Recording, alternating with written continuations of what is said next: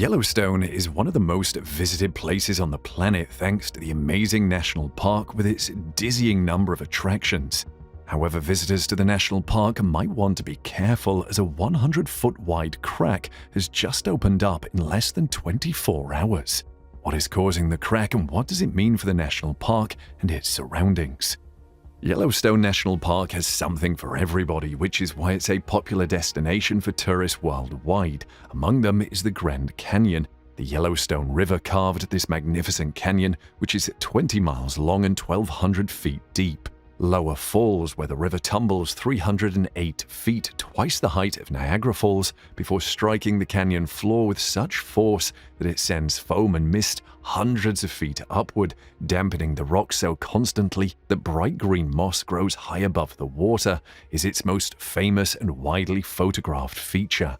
As the water races along and eventually stops foaming, it appears green, but it's completely clear. The river's color is caused by algae and moss.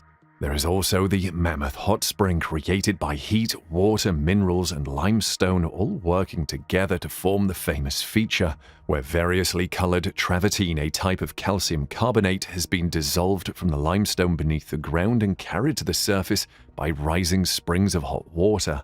And despite the fact that some springs and terraces die, the total flow of water inside Yellowstone is surprisingly constant as new flows spring to the surface. Minerva Terrace, with its uncanny resemblance to an ornately carved staircase, is one of the most striking features here. There is also the mud volcano area of Yellowstone, which you'll smell before you see it. The noxious odor is caused by sulfur, which is also responsible for the mud's hissing and gurgling. The sulfuric acid in the pots eats away at the surrounding landscape, creating an eerie yet captivating, otherworldly atmosphere. Another popular area in the national park is the Upper Geyser Basin, which contains the most geothermal features in the park, including the famous Old Faithful Geyser. This is the place to be if you want to see a geyser erupt. The park can predict the eruptions of 5 large geysers in the Upper Geyser Basin. And all of these features have something in common, something hot and fiery that you don't want to encounter: a volcano. Yellowstone is known for being a place tightly connected with volcanoes, and the effects of the volcano are manifested in multiple ways around the park. However, a new manifestation is forming, and it is scary. In just 24 hours, the park developed a vast 100-foot wide crack. This forced the park authorities to close off a large section as they carried out urgent investigations to determine what was going on and what it meant for the area's topography. The fissure was discovered in an area known as Teton in the Wyoming section of Yellowstone Park. Meanwhile, Teton is no stranger to volcanoes. In fact, the rugged grandeur of the Tetons is the result of 4 geologic factors: tough, hard rocks in the core, vertical uplift, the age of the mountain-making movement, and dynamic forces of destruction. Many other mountains in Wyoming have equally hard rocks in their cores and an equal amount of vertical uplift, but they rose 50 to 60 million years ago and have since been eroded. The Tetons, on the other hand, are Wyoming's youngest range, dating back less than 10 million years, and thus have not been as deeply eroded.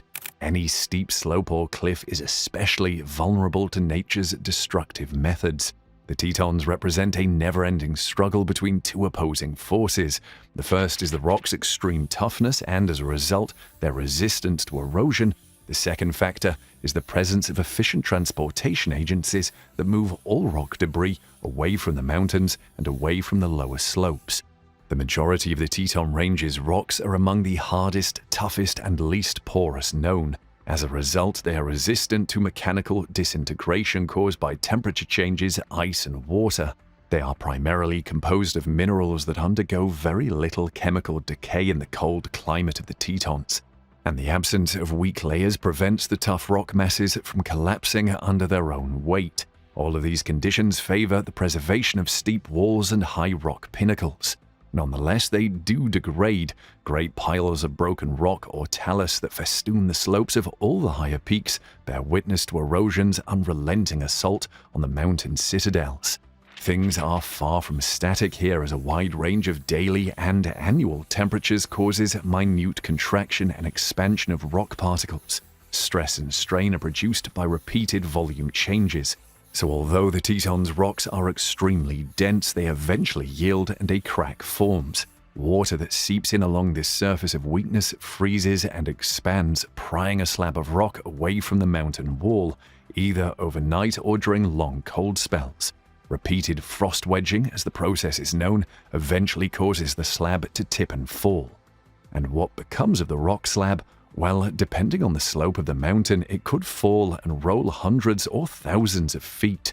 As it encounters obstacles, pieces break off. All of the fragments make their way to the valley floor or slope where they briefly rest. As a result, gravity moves rock debris over significant and easily observed distances.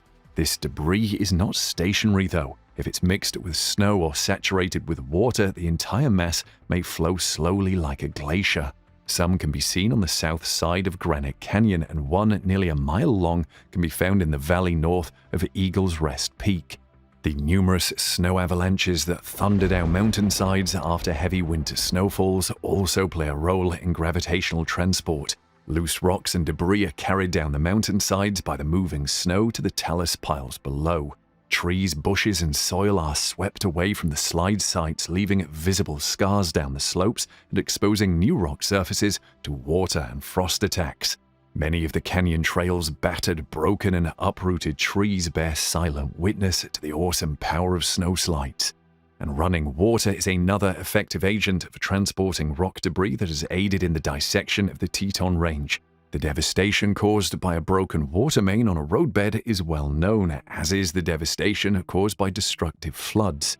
Spring floods in the Teton, swollen by melting snow and ice, annual precipitation, mostly snow, in the high parts average a layer of water 5 feet thick, move some rock debris onto the adjoining Jackson Hole floor. Now, the news of the crack at Teton understandably sends alarm bells ringing. Experts have discovered expanding cracks in the rock buttress, which geologists are closely monitoring for movement. Yellowstone is currently recharging as its magma chambers fill with molten rock from the Earth's mantle, the layer beneath the crust surface. And scientists devised a new method last month to determine how quickly magma is building up beneath the Yellowstone supervolcano. The technique enables experts to precisely estimate the amount of magma entering the supervolcano from deep beneath the Earth's crust during the recharging process. While the new method cannot predict when Yellowstone will erupt, it may help scientists better understand how the volcano replenishes its deadly magma store. According to Washington State University researchers, these pools of molten volcanic rock form in subsurface magma chambers and are critical to the eruption process. The coal in the boiler is heating things up, study co-author Professor Peter Larson explained. It is like the boiler is heating up and the boiler is the source of the explosion. This allows us to know what is heating the boiler. Once these chambers are filled, the landform could erupt at any time, erupting months or millennia after a magma recharge. The eruption occurs when the magma chambers rupture, releasing up to 240 cubic miles or 1,000 cubic kilometers of magma into the atmosphere. An explosive, silica-rich volcanic rock called rhyolite that breaks through the Earth's crust during an eruption is a key driver of the volcano's destructive power. Professor Larson and his colleagues focused on the plume of magma heating the rhyolite from below in their new study. This gives us an idea of how much magma is recharging the volcano each year, Professor Larson explained. The researchers injected the stable radioactive isotope deuterium into several hot springs in Yellowstone National Park. According to the researchers, the chemical is safe for the environment and has been approved for use by park officials. The team's hot springs are linked to a network of hydrothermal vents that play an important role in the Yellowstone volcanic system. The amount of water and heat flowing out of the springs was calculated using the temperature of the springs and the time it took for the deuterium to return to normal background radiation levels. Previous studies, according to the researchers, underestimated the amount of water flowing through the springs and the amount of heat leaving the springs. This brings us to a question you might have been thinking about. Can a Yellowstone eruption be prevented? Or are we helpless and destined to be sitting ducks if the volcano does decide to erupt?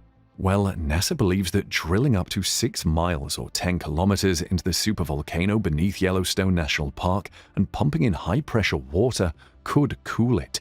The mission will cost a whopping $3.46 billion. However, NASA considers it the most viable solution.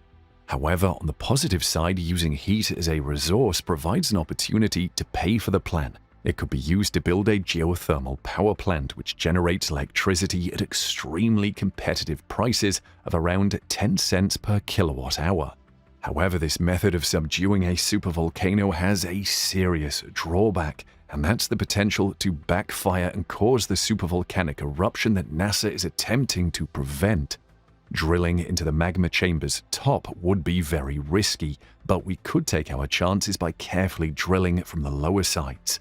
Aside from the potentially disastrous risks, the plan to cool Yellowstone through drilling is not simple. It would be an excruciatingly slow process that would occur at a rate of 1 meter per year, implying that it would take tens of thousands of years to completely cool it.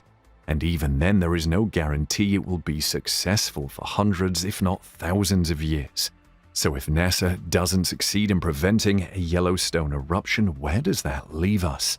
If the supervolcano beneath Yellowstone National Park erupted again, it could spew ash thousands of miles across the country, damaging buildings, suffocating crops, and shutting down power plants. It would be a total disaster. And a 5-mile-deep reservoir of hot magma lurks beneath Yellowstone National Park, fed by a massive plume of molten rock welling up from hundreds of miles below. Many of the park's famous geysers and hot springs are the result of this heat, and as magma rises into the chamber and cools, the ground above rises and falls on a regular basis. The magma chamber has erupted a number of times in history. Now, the vast majority of Yellowstone's eruptions have been smaller lava flows, with the most recent occurring around 70,000 years ago at Pitchstone Plateau. But it's the remote possibility of catastrophic super-eruptions that draws so much attention to Yellowstone. A super-eruption is defined as anything with a magnitude of 8 or higher on the Volcano Explosivity Index that ejects at least 1,000 cubic kilometers or 240 cubic miles of material. That's enough to bury Texas 5 feet beneath the ground. These super-eruptions are thousands of times more powerful than even the most powerful eruptions we've seen in the past, including the 1980 Mount St. Helens eruption. Yellowstone has experienced 3 of these truly massive eruptions: 2.1 million years ago, 1.3 million years ago, and 664,000 years ago. The last of these, Yellowstone Lava Creek, ejected so much material from below that it created the Yellowstone Caldera, a 34-mile by 50-mile depression in the ground. It is worth noting that Yellowstone isn't the only supervolcano on the planet. Geologists have discovered evidence of at least 47 super-eruptions throughout Earth's history.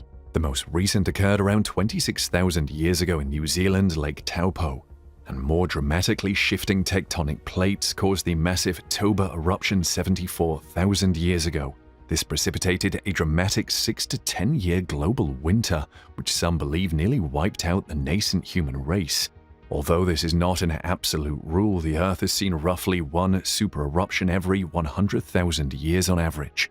One of the most likely Yellowstone eruption scenarios is a smaller event with lava flows, similar to what is currently happening at Iceland's Barabunga, and possibly a typical volcanic explosion. This would most likely be caused by a series of earthquakes in a specific area of the park as the magma rose to the surface. In the unlikely event of a much larger super-eruption, the warning signs would be much more pronounced. We'd most likely first notice intense seismic activity throughout the park, and before an eruption, those earthquakes could take weeks or months to break up the rocks above the magma. But what if there was a super-eruption, an event 1,000 times more powerful than a regular volcanic eruption that ejected at least 240 cubic miles of material and lasted weeks or months?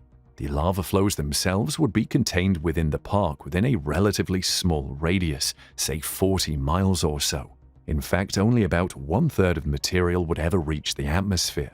But most of the damage will come from volcanic ash, a mixture of splintered rock and glass that will be ejected miles into the air and dispersed across the country.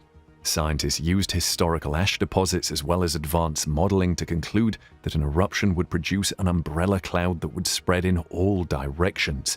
A supereruption could bury the northern Rockies in 3 feet of ash, wreaking havoc on Wyoming, Idaho, Colorado, Montana, and Utah. Meanwhile, the Midwest would receive a few inches of ash, while both coasts would receive even less. The precise distribution would be determined by the season and weather patterns.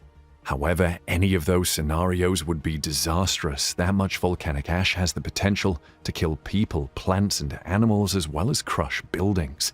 Even a few inches of ash, which much of the country may receive, can destroy farms, clog roadways, cause serious respiratory problems, block sewer lines, and even short out transformers. Much of North America's air travel would be forced to a halt. Such a large volcanic eruption would also have a significant impact on the global climate. Volcanoes can spew sulfur aerosols into the atmosphere, which reflect sunlight and cool the climate. Because these particles have a short lifetime in the atmosphere, their effect is only temporary, but it can be dramatic. When Mount Pinatubo erupted in 1991, it cooled the planet by approximately 1 degree Celsius or 1.8 degrees Fahrenheit for several years. And the Tambora eruption in 1815 cooled the planet sufficiently enough to damage crops all over the world, potentially resulting in famines that were seen in some areas. And those were minor eruptions in comparison to what a supervolcano is capable of. There could, however, be some good news. Yellowstone has already lived a long and fruitful life. It's possible that the last eruption was the last. After all, volcanoes do die out. The magma chamber beneath Yellowstone is being influenced by 2 opposing forces, heat from below and relative cold from the surface. If less heat enters from below, the chamber could potentially freeze, eventually transforming into a solid granite body. It is also worth noting that the volcanic hotspot beneath Yellowstone is gradually moving northeast, or more accurately, the North American tectonic plate above the hotspot is migrating southwest. On a long enough timescale, the hotspot will move out from beneath Yellowstone and the supervolcano will presumably die out. How do you think a Yellowstone eruption will affect you? Let's hear you in the comment section below.